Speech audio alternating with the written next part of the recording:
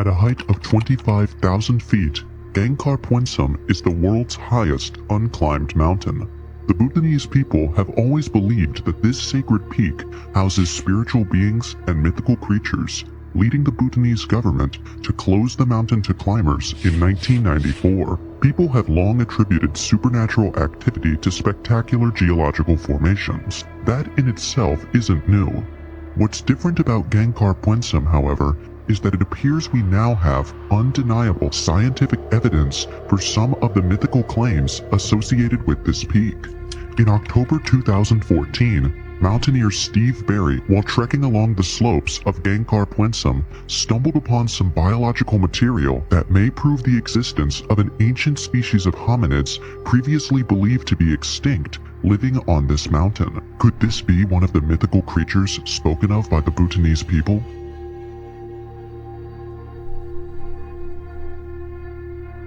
Like many of its cousins in the Himalayas, Gangkhar Puensum, which is Dzongkha for White Peak of the Three Spiritual Brothers, has a fair share of myths and mysteries surrounding its existence. For instance, there is no single record of anyone ever climbing to the peak of this mountain, and this is not for lack of trying.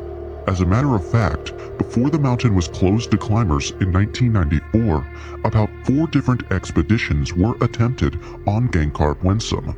However, for one random reason or the other, each of these expeditions failed. There's an even more bizarre account about another attempt by a Japanese team to summit the mountain in 1998, but the climb got cancelled under highly suspicious circumstances. Now, we'll get to that a bit later.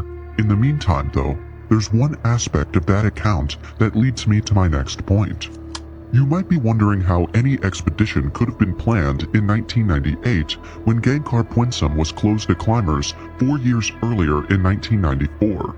Well, the team planned to climb the mountain from the Chinese side, because as it turns out, Gangkhar Puensum sits on the border between China and Bhutan. Or at least that's what the Chinese say. The Bhutanese, on the other hand, put Gangkhar Puensum firmly within Bhutan territory. Interestingly, this debate turns out to be an echo of an ancient controversy that has long surrounded this mountain. Let me explain. Gangkhar Puensum was first mapped and surveyed in 1922, and then in the century that followed, it was mapped and measured several other times. But here's where it gets weird. Each of these attempts produced shockingly inaccurate results. It wasn't just the height of the mountain that was off, the location was off as well. In fact, the location was so inaccurate that a climbing team that featured A-list climbers and was sponsored by Rolex had to turn back because they were unable to find the mountain. And some say they weren't the only ones. Your first thought is probably to chalk this up to the stage of technological advancement at the time, and that would have been perfectly understandable, except that Mount Everest, the tallest mountain in the world, had already been mapped and measured for at least 65 years before the first attempt to measure Gangkhar Puensum was made. This proves that humans had the technology already at that point. So what was different about this particular peak? Why did multiple attempts yield inaccurate results each time? Or are the myths actually true?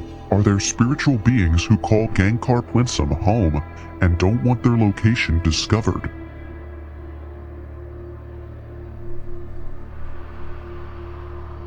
As wild as the story of Gangkhar Puensum's mapping and surveying is, the truth remains that the mountain was eventually correctly mapped and measured, even though its location remains up for debate today. For skeptics, this is more than enough proof that the initial inaccuracies were merely a matter of skill or access to the proper tools. And you know what? Let's grant that. Let's say all the inaccurate results were the result of human error. We still have to account for the scientific proof of the existence of a certain mythical being on Gangkhar Puensum, which is what we're going to spend the rest of the video exploring. In October 2015, now 21 years since Gangkhar Puensum was closed to climbers, mountaineer Steve Barry was doing a trek along the mountain's slopes when he came across tracks in the snow. For perspective, these tracks were at an altitude of about 17,500 feet. and across from these tracks was an impassable chasm with a sharp vertical drop and a rough mountainside no less. The rough terrain and the large size of the prints immediately ruled out the possibility that this could have been done by a human being. But it also made the tracks more puzzling, because as you can see, they could only have been made by a biped. More specifically, a creature that stands upright and walks on its 2 feet. So, bear, right? Snowy region, bipedal footprint. A bear seems like the best fit. Except, here is a picture of bear tracks in the snow, and here is the picture Steve Berry took of the tracks he found at Gangkhar Puensum. Notice the difference? In the first photo, the bear tracks are alternating from left paw to right paw. In Berry's photo, the one with the tracks from Gangkhar Puensum, the tracks are in a straight file, suggesting that the creature in question walks by putting one foot directly in front of the other. So, what could this creature have been? The question puzzled Berry until he made a second trek along Gangkhar Puensum the following year.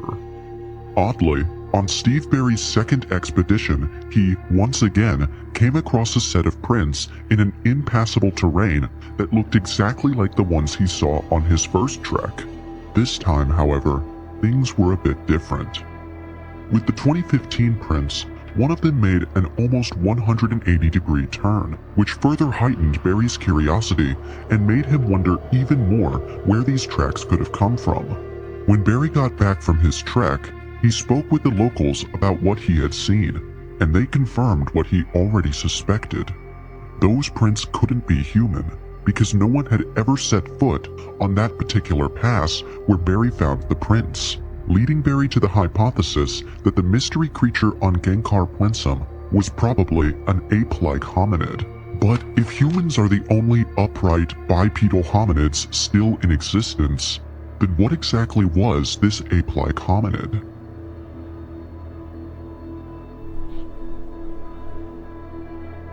With the local myths around Gangkhar Puensum, the one theory that has prevailed among believers is that this creature was very likely a Yeti, a Himalayan Bigfoot.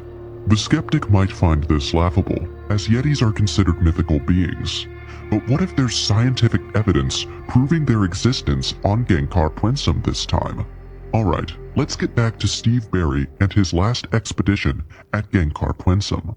As I mentioned earlier, Berry spoke to the locals after returning from his trek, and they told him that no one had ever set foot on that path where he found the prints. Well, about 4 days after that conversation, Berry got in contact with a yak herder. Somehow, the two got talking, and Berry told the herder about his curious discovery while trekking along the sacred mountain. When the herder heard Berry's story, he knew immediately what the mountaineer had found: a Miigwoi. According to Bhutanese lore, a Miigwoi was about as tall as a human, with long dun brown hair and a very hairy face like that of a dog. But was this the creature that left the mysterious tracks? To confirm, the yak herder asked Berry for his photos of the tracks. And as Berry tells it, when the herder saw the photos, he did a double take, which you can probably guess meant that he believed Berry had just found the tracks of a Miigwoi. Apparently, according to legends of the Miigwoi, the creature walks by putting one foot directly in front of the other, leaving prints behind in the snow that look exactly like the ones in Berry's photos. But while the story sounded convincing, the truth is Berry didn't exactly buy the idea that the creature living on Gangkhar Puensum was some mythical being with an odd walking step. Berry remained of the opinion that this was probably some unknown or undiscovered hominid dwelling in the mountains. But as he further pursued the trail of evidence, his findings started to suggest that maybe he was thinking about this too one-dimensionally, and we'll get to the investigation in just a minute. Just before we get to that though, remember that bizarre account with the Japanese climbers I mentioned earlier? Well, it's time to go over it. So, May 1998, 4 years after Gangkhar Puensum was officially closed to climbers, these guys from Japan got permission from the Chinese Mountaineering Association to climb the mountain from the Tibetan side. As I already mentioned, China puts Gangkhar Puensum on the border between China and Bhutan. So the Japanese crew were hoping to maneuver their way over Bhutan's ban by going through China, which they did successfully at first. Anyway, with the permission secured, the climbers began their ascent, only to be told halfway through that their permission had been withdrawn and they had to make their way down. The official story was that the Bhutanese people had protested, leading China to cancel the climbers' expedition. And very likely this was at least partly true. However, when Tomatsu Nakamura writes about his cancelled climb, his version of events includes a cryptic commentary that has added an air of mystery as to why Gangkhar Puensum is closed to climbers. Here's what he wrote. As I cannot disclose an inside story behind the sudden cancellation, I write only that the reason why the permit was withdrawn was because of a political issue with the Bhutan government. To date, no one knows the hidden reason behind the sudden cancellation of that 1998 expedition. And in the absence of any confirmed explanation, speculations exist that this might have something to do with the mythical creatures living on Gangkhar Puensum that might be less legendary and more real than most people think. So, could it be that the Bhutanese Miigwoi myths aren't just myths? And could it be that the Bhutanese government knows about it? The answer to that is a highly probable yes. So, here's the thing. The Himalayas have had a history of playing host to certain mythical elements that turned out to be real. A good example is the blue poppy flower. The blue poppy is Bhutan's national flower, but for a very long time, others outside of Bhutan lumped the flower together with the Yeti, believing the flower to be mythical since no one had ever seen it. Fast forward to the 20th century, and this flower was spotted by British explorer Frederick Bailey, confirming once and for all that the blue poppy was real. So, with this sort of precedent, and the fact that a large part of Bhutan remains undiscovered, it's not exactly far-fetched to assume that this might also be the case with the Miigwoi. The Bhutanese, for one, are insistent on the fact that the Miigwoi are not merely mythical beings, which is why they have a Yeti preserve that's bigger than the whole country of Singapore. It's called the Bigfoot Valley in Saktang Wildlife Sanctuary. And according to this website, Bhutanese environmentalist Dasho Benji found some hair while on a royal hunt for Yeti, which returned an inconclusive result when the sample was sent to a cancer institute in Washington for testing. In other words, the test could not provide any information on the hair, whether it belonged to an animal or a human, which is quite similar to what Steve Barry would experience when he tried analyzing some of the odd materials he found on Gangkhar Puensum. So here's something I didn't mention at first when I was talking about Barry's expedition. Mysterious footprints weren't the only things Barry claimed to have found. The mountaineer also claimed that he had a clear print of a thumb dug deep into the snow, along with some fecal matter. Unfortunately, I couldn't find photos of the thumbprint. The fecal matter, on the other hand, may have been disgusting, but it turned out to be the deciding evidence in this case. So, after doing some analysis on the feces, Barry found that the specimen had a 99% match with human fecal matter, which normally one might see as a reasonable basis to conclude that the specimen was definitely human. However, there are two issues with that conclusion. First, the terrain where the fecal matter was found was too remote and tough for humans. Secondly, and most importantly, gorillas and chimps do have a 98% DNA match with humans. So, even with that high a DNA match, there's still no guarantee that the species that left this feces was human. What is certain, however, is that whatever this creature is, it's a close relative of humans. And if that's the case, then maybe Barry and the Bhutanese people are both right. Maybe it's just like the legend of the blue poppy flower. So could it be that the Miigwoi, which the Bhutanese people insist exists, is actually a species under the genus Homo that evolved differently and hasn't gone extinct just yet? Would it be so far-fetched to think that we aren't the only species left in existence among our genus? Anthropologist Gregory Forth is of the opinion that we have reason to believe that we aren't the only human species around. Take the Flores man for example. The Flores man, or Homo floresiensis, was native to Flores Island in Indonesia and evolved differently from us, taking on a hobbit-like stature and a different skin color due to the lack of food resources on the isolated island. Now, according to science, Flores man went extinct about 50,000 years ago, which is relatively recent from an evolutionary point of view. But folktales and eyewitness accounts from the Leo people of Flores Island speak of present-day sightings of a certain hobbit-like ape man within the locality. Typically, most of these sightings have been written off as legends or myths, just like reports of the blue poppy flower. But after investigating reports of sightings and interviewing all eyewitnesses involved, Forth's conclusion was that the best way to explain what they told me is that a non-sapiens hominin has survived on Flores to the present or very recent times.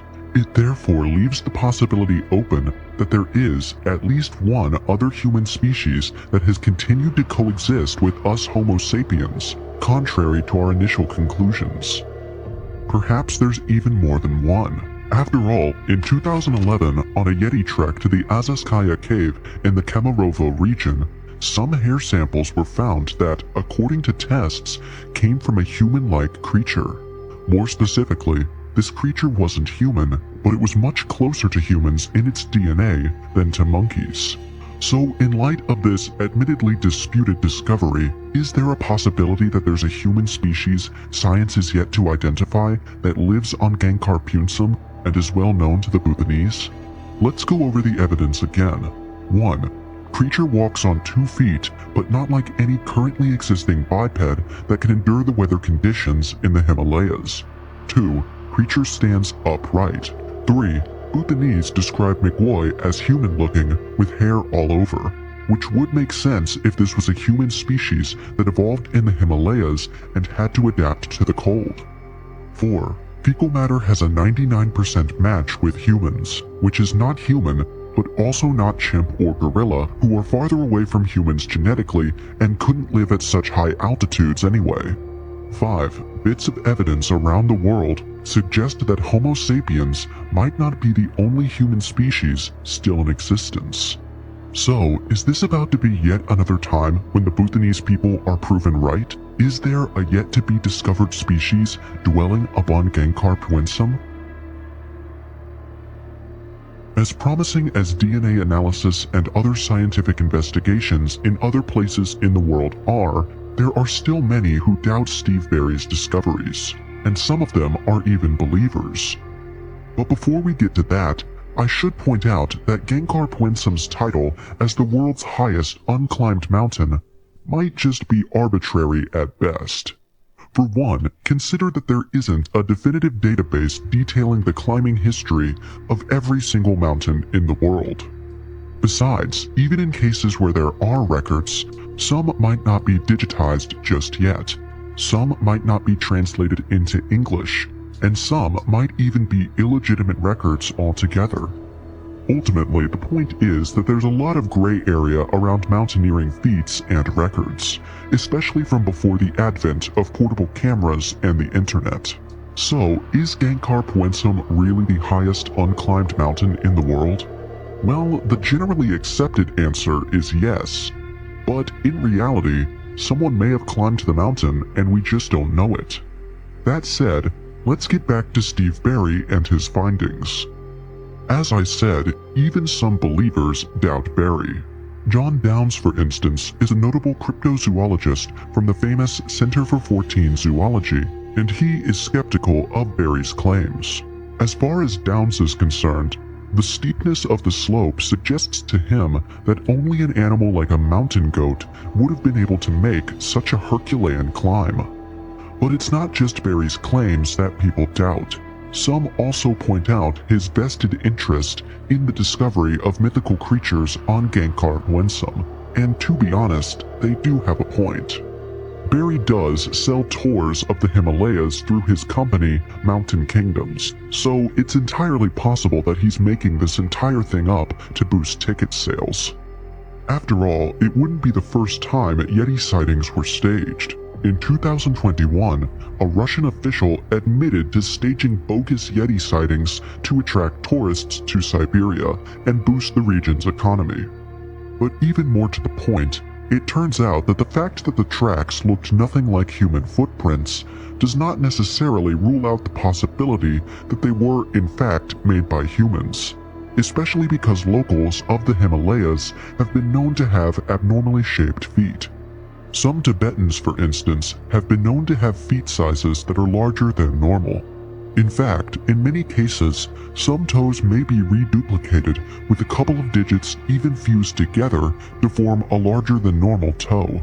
Or the big toes could get deformed and then form a right angle to the foot, like you commonly find in Nepal. Point is, foot deformities are not uncommon in the Himalayas. And what's more intriguing is the fact that locals of the Himalayas can walk bare feet in the snow for extended periods without developing frostbite. It might sound extreme, but during a scientific investigation of the Everest region called the Silver Hut Expedition, scientists observed a Nepalese pilgrim do precisely that. This pilgrim lived at 6,000 feet normally, but ascended to 15,000 feet without shoes, gloves, a sleeping bag, or any protective equipment besides a woolen coat. After remaining there for 2 weeks, the man returned to base without a single frostbite. This already brings to question the theory that the tracks Barry found on Gangkhar Puensum couldn't possibly be human because the altitude was too high and the tracks themselves didn't look human. But then again, the locals Barry spoke to did say that no human had ever set foot on that particular path. Plus, Barry had described the slope as dangerous, with an impassable chasm and a sharp vertical drop. So even if humans could leave such tracks in theory, practically it would still be impossible considering the terrain. This has to mean that it's the Migwoi, right? Well, not so fast. We need to analyze the tracks first. And according to the results of the analysis carried out, it appears the creature that left the tracks was not actually a Migwoi, and not even a primate. As John Downes had theorized, it was a 4-footed animal, precisely the Argali sheep. So, does that solve our mystery? Well, yes, but only in part, because there's still the fecal matter. Where did that waste come from? What elusive species with a 99% DNA match with humans lives up on Gangkhar Puensum? Why was Tomotsu Nakamura suddenly prohibited from climbing Gangkhar Puensum? And the fact that a large area of Bhutan, which is as big as Singapore, has not been explored till now adds more credence to the story that maybe, just maybe, there's a chance Migwoi exist.